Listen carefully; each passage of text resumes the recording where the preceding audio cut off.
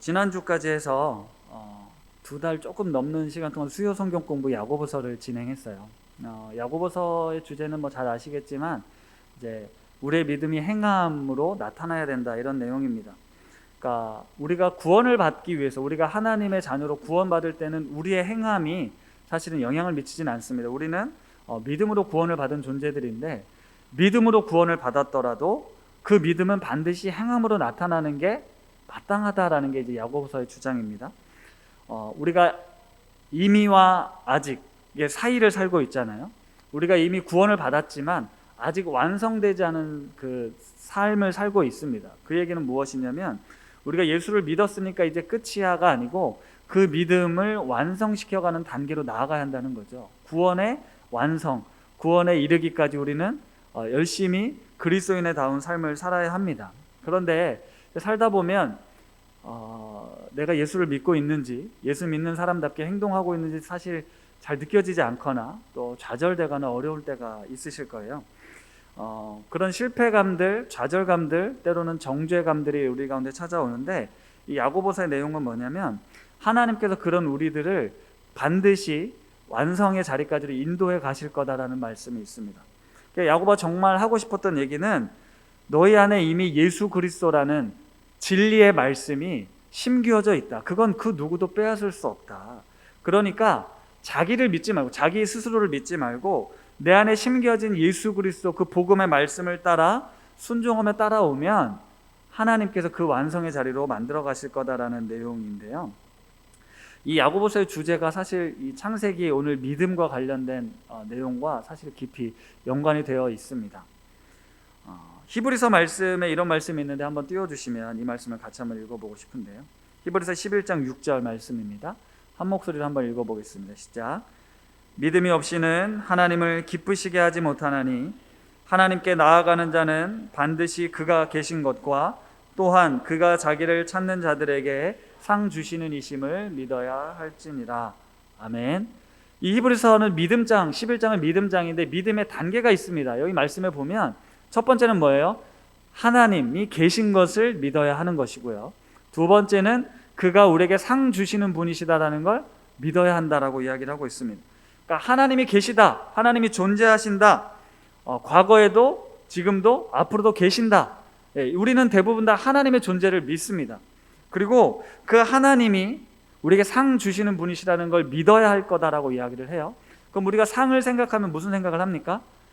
생명의 면류관, 죽어도 천국 가서 의리의리한 집, 하나님을 잘 믿으면 그런 집을 얻을 거야 라고 얘기를 하는데, 사실 성경의 내용에서 하나님이 주시고자 하는 상, 하나님이 주시고자 하는 복은 그런 복이 아니라 바로 예수 그리스도, 하나님 자신이 상입니다. 하나님을 믿는 건 하나님이 계시다는 것을 믿고 그분이 나의 복이다, 그분이 나의 전부다, 그분이 나의 모든 것이 되신다는 것, 그것을 깨닫는, 그러니까 믿음은 그런 하나님이 나의 복이다라는 것을 깨닫는 것이 바로 진짜 믿음이라는 거예요. 이 배경 지식을 가지고 오늘 말씀을 한번 보려고 하는데요. 창세기 22장은 너무나도 유명한 장입니다. 아브라함이 자기 아들 독생자 이삭을 바치려는 장면이거든요. 많은 사람들이 질문을 해요. 아무리 그래도 그렇지, 하나님 어떻게 하나뿐인 아들을 죽이라고 하십니까? 하나님을 얼마나 사랑하시는지 시험하려고 자기 자신을 바치라고 하는 그런 하나님이 어디 있습니까? 라고 너무한 하나님에 대해서 우리가 생각을 합니다. 물론 그런 생각도 안 하시는 분들이 계실 수도 있어요. 하나님이 시키면 해야지, 뭐 이렇게 하시는 분들도 있을 텐데요. 그러니까 사실 인간적으로 봤을 때 사실 여기서부터 막히는 분들이 있습니다. 도저히 이해할 수 없는 하나님인 거죠. 근데 우선 이해할 수 없지만 한번 우선 넘어가 볼게요. 아브라함이 다음날 하나님이 이런 명령을 하시니까 다음날 아침 일찍이 일어납니다. 그리고 하나님의 말씀에 순종해서 두 종을 데리고 이삭과 번제물을 가지고, 번제에 쓸 나무를 가지고 하나님이 말씀하신 곳으로 떠납니다. 사흘길을 갔다라고 이야기를 해요. 모리아 산까지 사흘길을 갔다고 하는데, 가면서 도대체 무슨 생각을 했을까? 여러분 한번 상상해 보십시오. 하나님이 명령하셨고 아들을 바치라고 하는 그 하나님의 명령에 순종해서 3일 길을 가고 있는 거예요. 무슨 생각이 들었을까요? 그 여호수아에 보면 그 여호수아가 기브온과 함께 이제 전쟁을 할 때 태양아 멈춰라, 달아 멈춰라 해가지고 전쟁에 진짜 태양과 달이 멈춰서 전쟁하는 장면이 나오거든요. 그 장면을 기록한 책을 야살의 책이라고 합니다. 야살의 책이라고 하는데, 그 야살의 책의 그 이제 성경의 원본을 찾아가듯이 야살의 책이 도대체 뭐냐를 찾는 연구하는 사람들이 있어요. 그 사람들을 통해서 이제 번역되어 있는 야살의 책, 이게 뭐 진본인지 아닌지는 모르겠지만 그 야살의 책에 여러 가지 성경에 나오지 않은 내용들이 기록되어 있는데, 그 책에 보면 이 사흘길을 걸어가는 동안 어떤 내용이 나오냐면 사탄이 찾아옵니다. 마귀가 찾아와서 먼저 아브라함을 찾아가요. 야, 하나님 어떻게 이럴 수 있냐, 100세 때 준 아들을 죽이라는 게 말이 되냐, 가지마, 순종하지마 라고 꼬드기고요. 아브라함이 넘어가지 않으니까 이번에 이삭을 찾아갑니다. 이삭을 찾아가서 야, 어떻게 아빠가 어떻게 이럴 수 있냐, 너 지금 도망쳐, 이게 무슨 일이야, 너도 죽어 정말 하고 꼬셨는데 이삭도 넘어가지 않더라, 이런 얘기가 나옵니다. 그래서 제가 재밌어서 이 내용을 좀 더 살펴봤어요. 그랬더니 사실 하나님께서 아브라함을 시험하기 전에 사탄이 하나님을 찾아가요. 하나님, 당신이 100세 때 준 이 아들 이삭한테 아브라함이 지금 푹 빠져가지고 하나님 잊어버렸어요. 이제 하나님 제대로 섬기지도 않고 예배도 안 드리고 지금 이삭하고 잔치하고 먹고 노느라고 빠져 있습니다.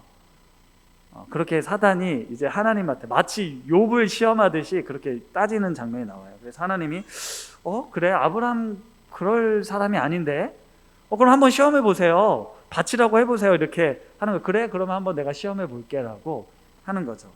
욥처럼 시험했다, 이런 내용이 나오더라고요.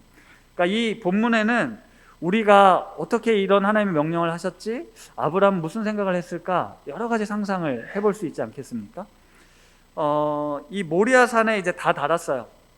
저 앞에 이제 모리아산이 보이니까 이제 종들에게는 이제 너희는 여기서 지켜라, 있어라, 내가 둘이 올라갔다 올게, 이삭과 둘이 올라갔다 올게, 이렇게 하고 그 번제에 쓸 나무를 이삭에게 이제 지우게 합니다. 그러니까 나무찜을 지을 정도로 이삭이 자랐다라는 거잖아요.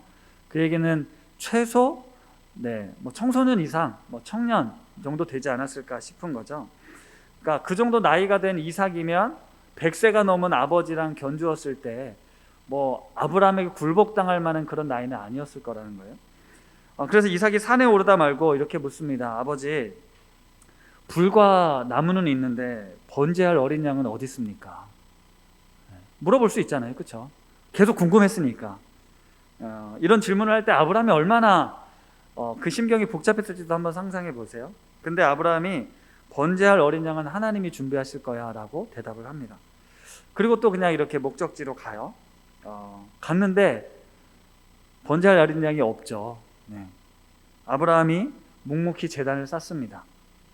아마 이삭도 같이 도왔을 거예요. 나무를 버려놓고 그리고 그 번제단 위에 이삭을 결박하여 묶습니다. 그리고 칼을 들어 이삭을 잡으려고 합니다. 성경은 이 내용이 숨 쉴 틈도 없이 진행되고 있는 것처럼 기록하고 있어요. 너무나도 순식간에 진행되고 있는 거죠. 우리는 또 이 장면에서 아까도 말씀드렸지만 이삭이 갓난아기도 아니고 저렇게 다 큰 청년일 텐데 어떻게 저항하지 않았을까?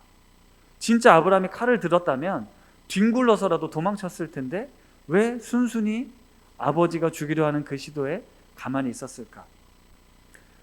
그리고 진짜 죽이려고 하는 아브라함도 과연 그게 부모야? 아빠야? 이런 생각이 들지 않겠습니까?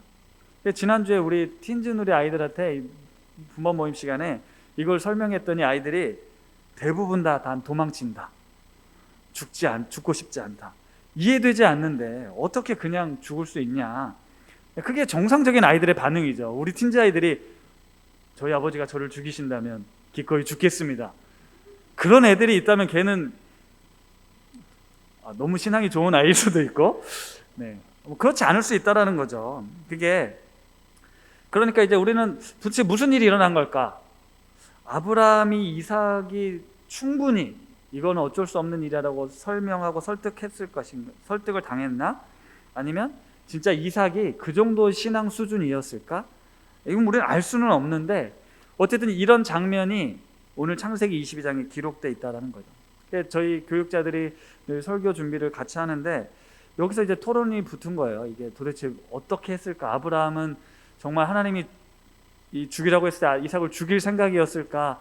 하나님은 아브라함의 마음을 몰랐던 것일까? 이삭은 그러면 정말 몰랐을까? 어쩔 수 없었을까? 뭐 이런 이제 하는데, 궁금하신 분들은 오늘 그 창세기 지큐 영상에 우리 교육자들이 그 생각을 이제 풀어놨어요. 왜 이삭을 바치라고 했는지, 그리고 전능하신 하나님이시라면서 아브라함이 그렇게 할 줄 알았는데 왜 그런 시험을 하셨는지에 대한 생각을 저희도 나누었는데요.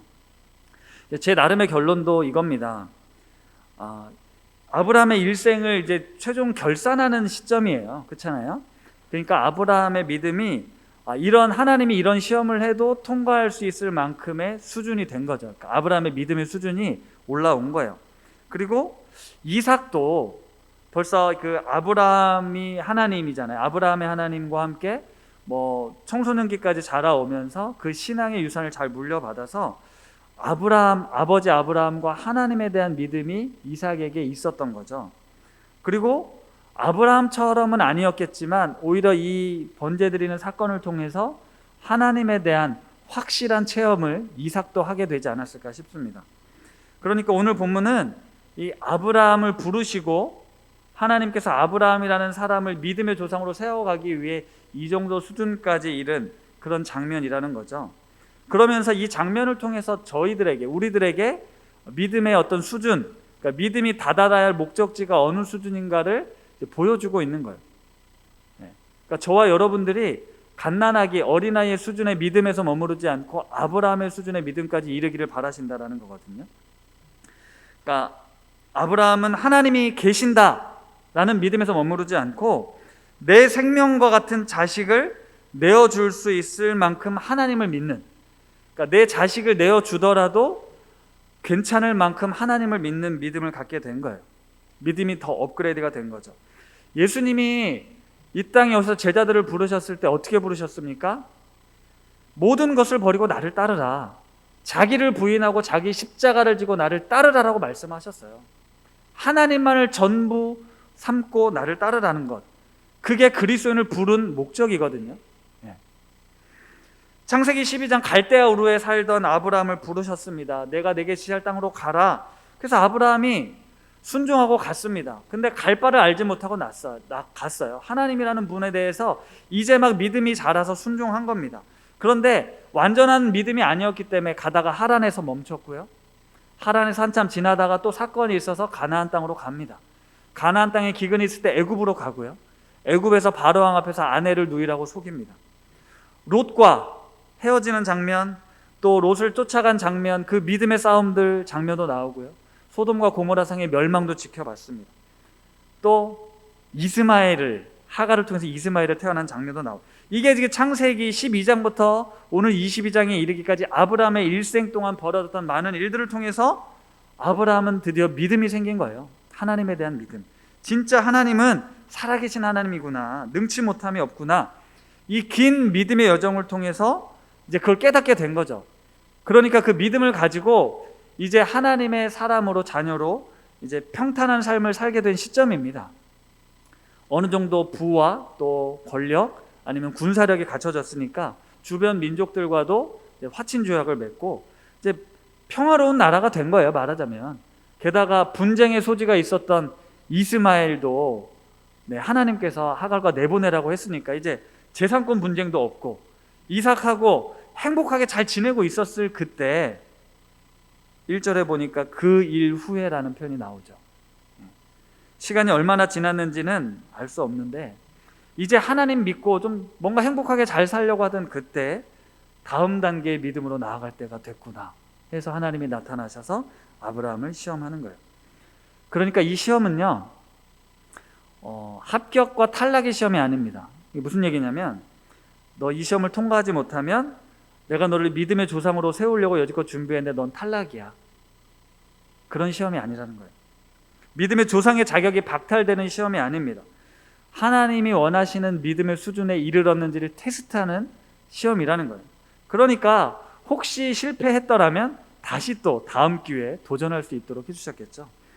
어쨌든 아브라함은 이 하나님의 이 명령에 순종은 하지만 순종하기로는 했지만 그 마음속에 분명히 고민이 많았을 거예요.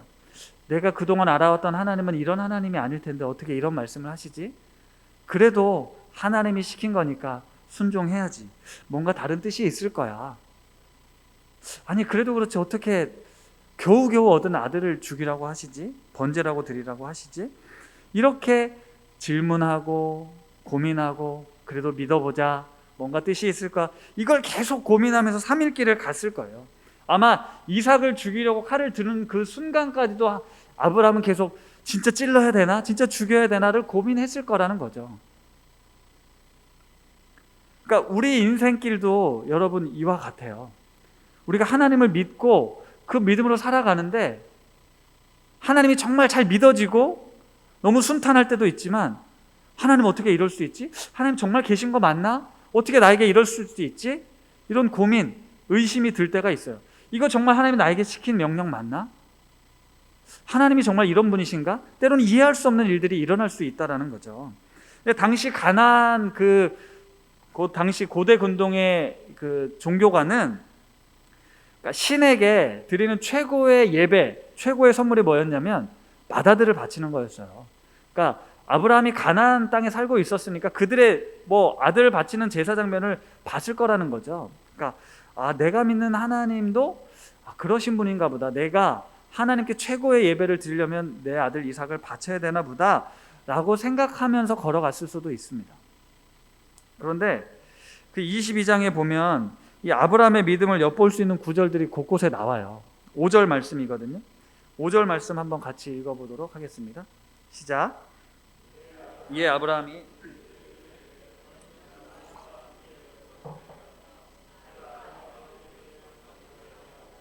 우리가 너희에게로 돌아오리라 하고 5절에 보니까요. 종들에게 말하는데 내가 이삭과 함께 가서 예배하고 이삭과 함께 우리가 다시 돌아올 거다라고 이야기를 해요. 그러니까 아브라함에게 종들에게 그냥 둘러댄 이야기일 수도 분명히 있지만 우리가 다시 돌아올 거다라고 아브라함이 이야기를 하고 있습니다. 8절에 보면 이런 말씀이 나와요. 아까 읽었던 말씀이지만 아브라함이 이르되 내 아들아 번제할 어린 양은 하나님이 자기를 위하여 친히 준비하시리라 하고 두 사람이 함께 나아갔다고 합니다. 그러니까 아브라함에게 번제할 어린 양이 하나님이 준비하실 거라는 것을 알고 있었던 것처럼, 그러니까 마치 하나님이 아브라함에게 뭔가를 다 알려주고 시험하는 것처럼 그런 느낌을 받을 만큼 아브라함이 우리가 다시 돌아올 거야, 번제할 어린 양은 하나님이 준비하실 거야 라는 믿음의 고백 같은 걸 하고 있는 거예요. 그러니까 이 아브라함은 이삭이 죽지 않을 거다, 아니면 죽어도 하나님이 살리실 거다, 어떤 이런 부활신앙 이런 게 있었다라고 다른 성경에 기록이 되어 있습니다. 로마서 4장에도 나오고 히브리서 11장에도 나오는데 제가 로마서 4장 말씀 찾아왔거든요. 로마서 4장 17절에서 22절까지 말씀인데요.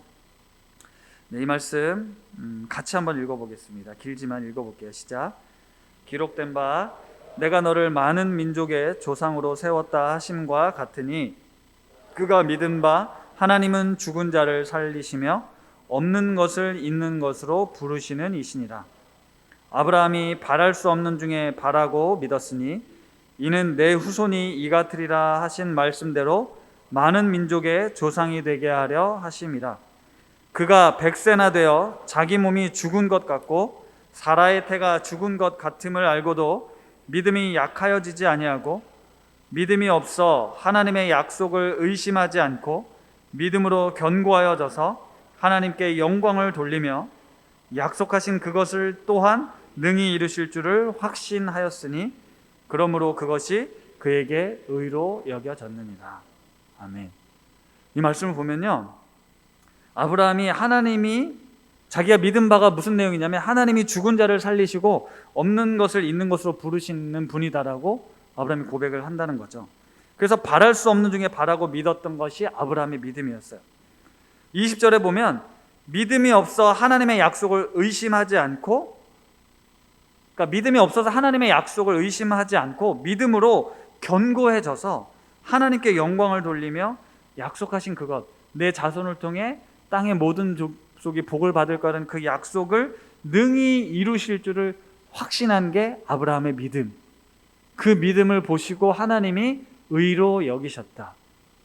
의로 여기셨다. 하나님을 정말 믿는구나라고 하나님이 말씀하고 있는 거예요. 아브라함은 자기의 삶을 통해서 죽은 자를 살리며 없는 것을 있는 것으로 부르신 하나님을 경험했어요. 이미 죽었다라고 그러니까 육체적으로 생물학적으로 죽었다고 생각했던 아브라함과 사라에게 생명을 주시지 않았습니까? 그렇죠? 할례를 명하셨을 때 그 할례는 인간의 생식기를 자르는 행위잖아요. 그러니까 생명이 하나님께 달려있다라는 믿음의 고백을 이미 아브라함은 할 수 있었던 거죠. 그러니까 이 아브라함은 이 하나님에 대한 믿음이 부활 신앙에 이르기까지 가지고 있었던 거예요. 그런 하나님이시라는 것을 아브라함은 알고 있었다라는 거죠. 이 수준에 이르렀을 때 보면 말입니다. 그래서 아브라함의 믿음을 하나님이 테스트하고 난 다음에 얘가 나를 이 정도로 믿는구나, 아브라함이 나를 이 정도까지 믿는구나라고 오늘 알게 된 거예요. 우리 친구들이 질문을 했어요. 하나님은 전능하시다면서요, 모든 걸 다 아신다면서요, 우리의 속을 다 꿰뚫고 있다면서요, 그럼 아브라함이 하나님을 이 정도로 믿는다는 거 모르셨나요? 알고 계셨다면 아니 어떻게 이렇게 무지막지한 시험을 할 수 있냐는 거죠. 다른 시험도 있을 수 있는데 아브라함의 믿음을 이렇게까지 테스트했냐라고 우리 아이들이 질문을 했어요. 그러니까 꼭 아브라함을 죽이는 시험이었을까? 다른 시험도 있었을 텐데 생각해 볼 수 있잖아요. 저도 이제 그런 고민이 돼서 이제 자료를 찾아보는데 김혜건 교수님이 쓰신 책에 이 부분을 축소지향적으로 행동하시는 하나님이라고 묘사를 해놨어요. 전능하신 하나님이 축소지향적, 인간처럼 행동을 하신다는 거예요. 이게 뭐냐면 우리도 그렇잖아요. 사랑하는 부부가 사랑을 확인받고 싶으면 막 테스트할 수 있잖아요. 네, 어떤 상황을 만들어 놓고 할 수 있지 않습니까? 아이들에게도 마찬가지고요. 그러니까 사랑받고 싶은데 하나님이 아브라함으로부터 사랑받고 싶은데 아브라함이 나를 정말 사랑하는지를 테스트해보고 싶으셨던 거예요. 그러니까 전능하신 하나님이 인간처럼 스스로 낮추셔서, 그러니까 전능하시니까 미리 알고 있으니까 아브라함이 이렇게 진짜 죽이려고 했는데 너 그러지 않을 거라는 걸 이미 알고 놀라지 않는, 이미 모든 걸 다 알고 있는, 그럼 너무 재미가 없잖아요. 그러니까 하나님도 모르셨던 거예요. 얘가 정말 죽이려고 할 거라고 생각을 못했던 거예요. 바치라고 하면 아니, 못 바칩니다, 지금은 아직은 아니에요, 아직 좀 멀었어요, 이렇게 나올 줄 알았는데 실제로 진짜 죽이려고 하니까 11절에 보면 아브라함아 아브라함아, 너무 다급하게 지금 부르고 있는 거예요. 조금만 늦으면 이삭이 죽게 되니까. 그러니까 이 장면은 하나님이 정말 아브라함이 이렇게까지 할 거를 몰랐다 라고 볼 수 있는 게 맞는 것 같아요. 그러면서 이렇게 얘기하시잖아요. 네가 네 아들 너의 독자까지도 내게 아끼지 아니하였으니 내가 이제야 네가 하나님을 경외한 줄 아노라. 그동안 하나님을 경외한다라고 생각했는데 이 사건을 보니 이제 진짜 믿겠다, 진짜 알겠다 라고 하나님이 말씀하고 있는 거예요.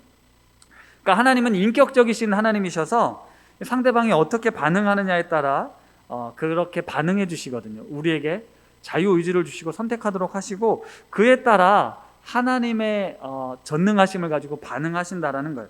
이게 전능하신 하나님의 진짜 면모다라고 이제 교수님이 기록을 했는데, 그러니까 어쨌든 이 과정을 통해서 아브라함과 하나님은, 이삭도 마찬가지겠죠, 보다 더 끈끈한 인격적인 어떤 그 깊은 친밀감을, 진짜 신뢰가 형성이 되었을 거라는 거예요.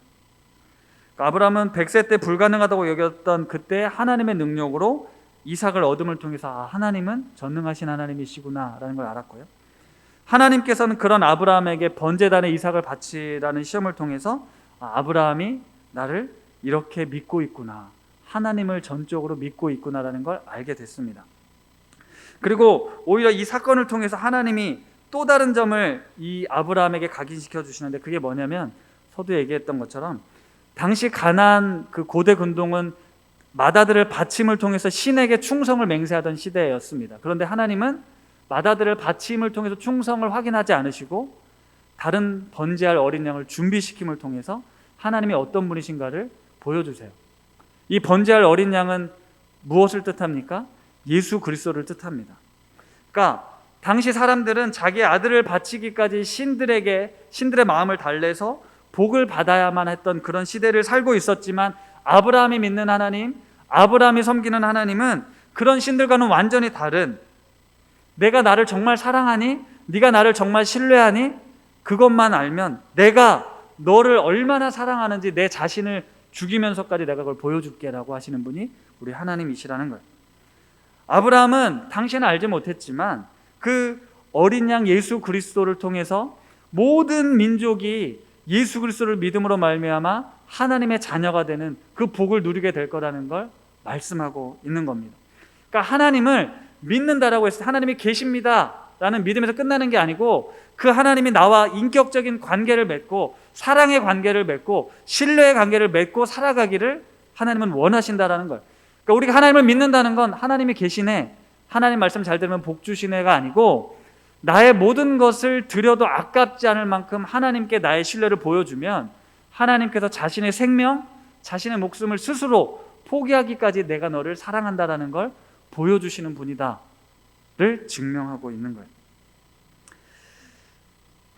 아브라함이 하나님을 경외함을 알게 된 하나님께서 그래서 이제 이 아브라함에게 마지막으로 다시 복 주시는, 복을 약속하시는 장면이 뒤에 나오고 있습니다. 내 씨로 말미암아 천하 만민이 복을 받으리니 이는 네가 나의 말을 준행하였음이라 라는 것이죠. 예수 그리스도, 내 씨로 말미암아는 예수 그리스도를 뜻하는데, 예수로 말미암아 아브라함의 육체적 혈통과는 아무런 상관없는 저와 여러분들이, 그렇죠? 그 믿음을 보시고 의롭다 하신 것처럼 우리가 예수 그리스도를 믿는 믿음으로 우리를 의롭다 하셔서 우리가 하나님의 자녀가 되는 복을 얻게 됐다라는 거예요. 그게 진짜 복이라니까요. 아브라함에게 주시고자 했던 복, 당시 마다들을 바쳐서 누리고자 했던 복이 뭡니까?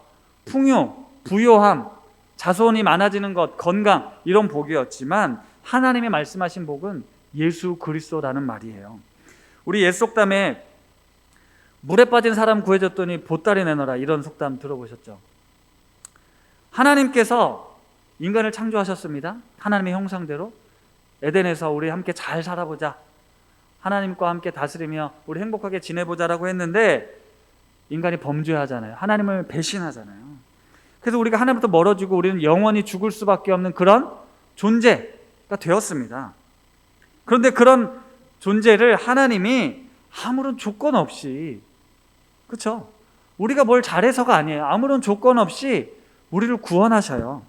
어떻게 해요? 자기 독생자 아들 예수를 죽이기까지. 그래서 우리를 하나님의 자녀로서의 정체성을 다시 회복시키시고 살아가게 하셨어요. 네, 물에 빠진 사람을 구해줬습니다. 그랬더니 뭐예요? 보따리 내놓으라는 거예요. 하나님, 나를 하나님 자녀 만드셨으면 우리 자식도 잘 되게 해주시고 이 땅에서 좀 부끄럽지 않게 좀 떵떵거리며 살 수 있게 해주시고, 내가 이렇게 고생하면 좀 와서 도와주셔야지 어떻게 그냥 내버려 두시냐라고 오히려 따지는 거예요. 이게 말이 돼요? 말도 안 되는 그 일들을 우리는 늘 하고 삽니다. 하나님 앞에 이걸 달라고, 이렇게 해달라고. 하나님은 그런 분으로 우리가 믿고 있는 거예요.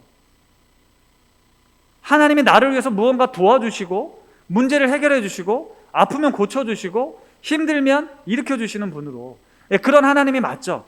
근데 하나님이 고작 그런 하나님이 되시고자 우리를 부르셨냐라는 거예요. 만약에 그런 하나님이셨다면 아들 이삭을 죽이라고 하죠. 그 아들 이삭을 바치는 행위를 통해서 하나님은 우리와 끈끈한, 정말로 뗄래야 뗄 수 없는 신뢰와 믿음의 관계를 갖고 싶으셨고 그렇게 살기를 원하셨다라는 거예요. 에베소서 1장 3절부터 6절 말씀입니다. 이 말씀 같이 한번 읽어보도록 할게요. 시작.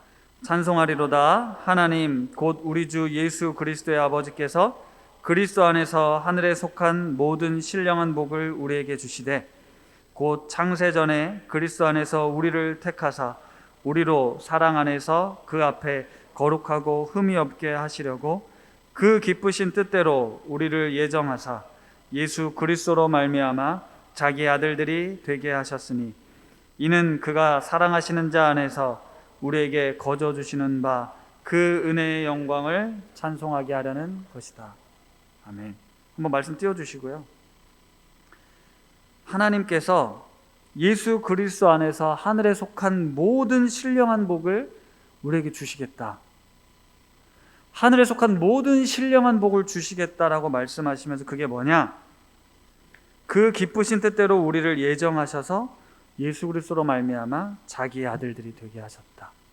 하나님의 자녀가 되게 하셨다는 것이 모든 하늘의 신령한 복에 응집된 결과물이라는 거예요. 우리가 하나님의 자녀가 된 것이 신령한 복이라는 말씀입니다. 우리가 하나님을 알게 된 복, 하나님을 믿게 된 복, 그것을 우리가 오늘 누리며 살아가고 있어요. 하나님 때문에 무언가 부수적으로 떨어지는 복을 하나님이 주시려는 게 아니고 하나님 자체가 하나님의 자녀가 되는 것, 하나님을 아는 것이 우리에게 복이라고 말씀하고 있는 거예요. 예전에 김동 목사님께서 그 예전에 성수대교 붕괴 사건 이후에 성수대교를 지나면서 문득 무서운 생각이 들었다는 거죠. 나에게도 갑자기 이런 요즘 막 건물이 자꾸 무너지고 막 싱크홀이 막 생기고 뭐 우리 안에 밤새 안녕 뭐 이런 얘기, 진짜 그런 일이 있을 수 있는데 문득 그런 두려움이 생길 수 있죠. 내가 죽으면 어떻게 하지? 교회는, 우리 가족은 어떻게 하지? 그랬더니 하나님이 그렇게 말씀 주셨대잖아요. 하나님, 내가 죽어야 문제지 네가 죽는 게 뭐가 문제냐? 내가 죽으면 큰 문제인데 너는 죽어도 내가 살아있으니까 걱정하지 마. 이런 얘기를 하셨어요. 그렇죠? 우리 당연히 그런 믿음이 있으시죠? 네, 있으시죠? 네, 저 있어요. 네. 하나님이 죽어야 문제인 거거든요. 하나님이 살아계시면 하나님이 택한 자녀들, 백성들 그대로 내버려 두지 않으실 거라는 믿음이 진짜 믿음이라는 거예요. 아브라함에게 하나님이 네가 가장 아끼고 사랑하는 그 이삭을 바치라고 시험하신 이유는 바로 거기에 있는 거예요. 그 자식보다 하나님이 더 소중하다라는 걸 알려주는 거예요. 그러니까 하나님을 믿는다는 건 그러니까 내가 바라는 걸 지키고, 그렇죠? 내가 열심히 믿어서 내가 바라는 것, 내가 소중히 여기는 것 지키고 또 내가 원하는 걸 성취하려고 하나님을 믿는 게 아닙니다. 우리는 하나님을 믿었기 때문에 이미 우리는 세상에서 그 어떤 것도 누릴 수 없는 복을 누린 사람들이에요. 그리고 하나님이 계시기 때문에 내가 죽어도 괜찮은 삶을 사는 거예요. 하나님이 계시니까. 그러니까 하나님을 최고로 섬기고 하나님의 존재를 믿을 때, 그러면요 우리는 주 안에서 진짜 자유를 맛볼 수 있게 되는 거예요. 그러니까 우리 자식을 하나님께 번제로 드릴 수 있어야 우리 자식을 하나님의 뜻대로 자유하면서 키울 수 있다니까요. 내가 하는 사업을 하나님께 드릴 수 있어야 그 삶을 통해 하나님이 일하실 수 있다는 거예요. 돈이 우상이 되고 자식이 우상이 되어버리면 그것보다 하나님보다 그걸 더 사랑하고 더 의지하게 되면 우리는 거기에 휘둘린다니까요. 그거에 휘둘리지 않는 삶을 살라고 하나님이 우리를 부르셨어요. 그게 복이에요. 그게 상이라니까요. 우리는 하나님을 믿습니다. 나를 위한 하나님을 믿는 게 아니에요. 내가 너와 내 자손에게 큰 복을 주고 번성하게 할 거라라고 오늘 약속하세요. 하나님이 너를 이제 네 믿음 테스트했으니까 너에게 복 줄게가 아니고 너와 내 자손에게 큰 복을 주고 번성하게 할 것인데 천하 만민이 복을 받게 될 거다라고 말씀하고 있거든요. 결국 아브라함의 이 믿음이 예수 그리스도로 이어지고 예수 그리스도를 통해서 복을 받게 된 우리를 통해서 계속해서 이 믿음의 대가, 하나님을 아는 복이 흘러가야 한다는 것, 그게 우리를 부르신 목적, 하나님의 나라를 이 땅에 세워가라고 말씀하신 하나님이시라는 겁니다. 그러니까 믿음은 거기까지 가야 진짜 믿음이라는 거예요. 6월 한 달간 우리가 암송 구절을 외웠어요. 네, 아까 보니까 잘 외우셨던 것 같아요. 창세기 18장 19절 말씀인데 18절부터 19절까지 말씀을 다시 한번 읽어보도록 하겠습니다. 띄워주세요. 같이 읽겠습니다. 시작. 천하 만민은 그로 말미암아 복을 받게 될 것이 아니냐. 내가 그로 그 자식과 권속에게 명하여 여호와의 도를 지켜 의와 공도를 행하게 하려고 그를 택하였나니 이는 나 여호와가 아브라함에게 대하여 말한 일을 이루려 함이니라. 아멘. 자, 아브라함은 강대한 나라가 될 거다라고 복 주시죠. 그리고 천하 만민이 아브라함으로 말미암아 복을 받게 될 거다라고 또 말씀하십니다. 그래서 내가 그로 그 자식과 권속에게 명하여 여호와의 도를 지켜 의와 공도, 지난번에 말씀드렸어요. 체다카와 미슈파트의 삶을 살라, 이게 하나님의 마음이다라고 말씀드렸어요. 그 하나님의 마음을 행하게 하려고 아브라함을 택했다는 거예요. 이는 나 여호와가 아브라함에게 대하여 말한 일, 아브라함하고 약속을 이루기 위해서 아브라함을 택했고, 그 택한 아브라함의 믿음이 이 행함으로, 의와 공도를 행하는 삶으로 드러나야 진짜 믿음이다라고 말씀하는 겁니다. 말씀을 마무리하겠습니다. 하나님께서는 아브라함이 감당할 만한 수준이 되었기 때문에 그런 시험을 하신 거예요. 그러니까 우리 수준에 맞는 시험을 하실 거예요. 그 시험을 하셔야 내가 하나님을 얼마나 믿고 신뢰하는지를 하나님이 알 수 있거든요. 그리고 그 시험을 하는 이유는 우리를 괴롭게 하려고, 우리를 힘들게 하려고? 아니요. 하나님이 진짜 복이라는 걸 너로 알게 해주려고. 그래야 네가 이 땅을 살아가면서 하나님이 진리가 너희를 자유롭게 하리라는 그 진리를 자유롭게 맛볼 수 있게 되거든요. 그러니까 우리 각자에게 주어진 시험의 단계를 여러분 회피하지 마시고 부딪히십시오. 하나님은 우리를 부르셔서 이 구원의 복음을 넘어서 예수님을 닮아가는 그 성화의 단계까지 우리를 이끌어 가십니다. 그게 구원의 완성이고 믿음의 완성입니다. 우리는 이 시험을 통해 인내를 배우고 그 인내를 온전히 이루어서 온전하고 구비하여 조금도 부족함 없는 자로 하나님이 우리를 만들어 가시는 줄 믿습니다. 아브라함의 인생을 통해 우리에게 이 믿음의 진보를 이루어가야 함을 알려주시고, 지금 내 믿음의 자리에서 하나님의 시험과 하나님의 시험을 통해서 우리가 한 단계 한 단계 성장해 가서 결국 하나님이 우리를 택하신 이유, 이 땅에 너로 말미암아 모든 민족이, 많은 사람들이 예수 그리스도를 알고 하나님을 알게 되는 복을 누리게 하라는 그 말씀을 마음에 새기시기를 바랍니다. 믿음이란 하나님이 계신 것과 상 주시는 이심을 믿는 것, 하나님이 주신 상이 바로 예수 그리스도, 그분을 알게 되는 것입니다. 내 삶의 주인 되신 하나님께 우리가 전적으로 그분을 신뢰하고 하나님을 믿는 믿음 가지고 살아가는 여러분 되시길 바랍니다. 우리가 구원받은 존재로서 그 믿음의, 그 구원의 감격을 누리며 살아가고, 이미 받은 이 신령한 복을 이제 하나님께 내 삶을 드림을 통해서 하나님이 원하시는 그러한 삶, 하나님을 위해 내 삶을 기꺼이 제물로 드릴 수 있는 산 제물로 하나님께 바쳐지는 그런 그리스도인들의 삶이 다 되시기를 축복합니다. 우리 이 찬양 같이 고백하고 싶은데요, 이 믿음 더욱 굳세라 찬양입니다. 함께 고백하겠습니다.